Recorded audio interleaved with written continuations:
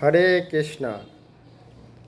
আমাদের অনেক মানুষের বা বৈষ্ণবদের মনে প্রশ্ন আছে, কি বলুন তো, যে আমাদের যারা কনিষ্ঠ বা যারা মায়াবাদী সন্ন্যাসী বা নিজের স্ত্রী বা নিজের স্বামী, তাকে কি প্রণাম করা দরকার আছে?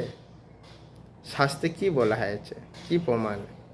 শাস্ত্রে বলা হয়েছে অবশ্যই প্রণাম করবেন। কেন করবেন? কেননা তার হৃদয়ে পরমাত্মা আছে। কেমন?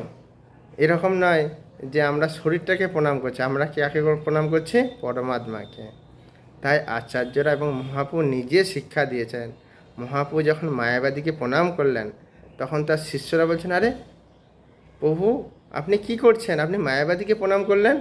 বলছে, যদিও সে মায়াবাদী, কৃষ্ণ অপরাধী, কিন্তু তার হৃদয়তে পরমাত্মা আছে, তাই না?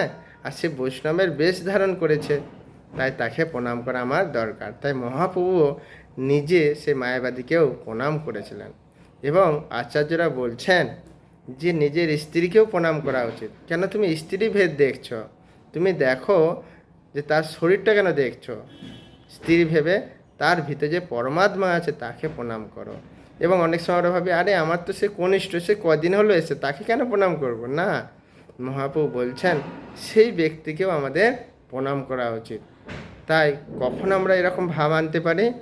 যখন আমাদের হৃদয়ে বা আমাদের মনে আসবে যে না, সবার হৃদয়ে হৃদয়ে পরমাত্মা রূপে ভগবান বিরাজ করছেন, তাই আমি ভেদবৃত্তি কেন করব? সবার ভিতরে পড়া, তাই আমাদের উচিত সবাইকে ভক্তি সহকারে প্রীতিপূর্ণভাবে তাদের প্রণাম করা অবশ্যই উচিত।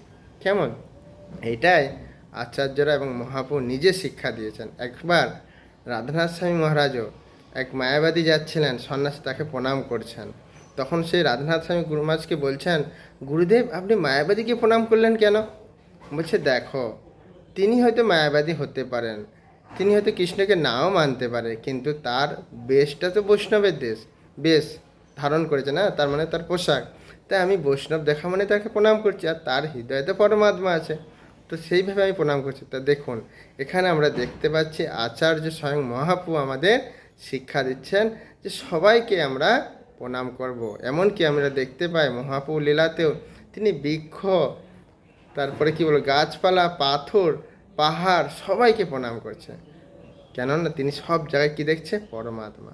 তাই আমরা সবাইকে এরকম সশ্রদ্ধ প্রণতি নিবেদন করব, ভক্তিপূর্বক, এবং তাদের ফুরন্ত কৃপা লাভ করতে পারবো। হরে কৃষ্ণ। যেটা ভালো লাগে সবাই শেয়ার করবেন, যদি প্রশ্ন থাকে কমেন্ট করে জানাবেন। জয় শ্রী রাধে। এবং ভালো লাগলে সাবস্ক্রাইব করবেন।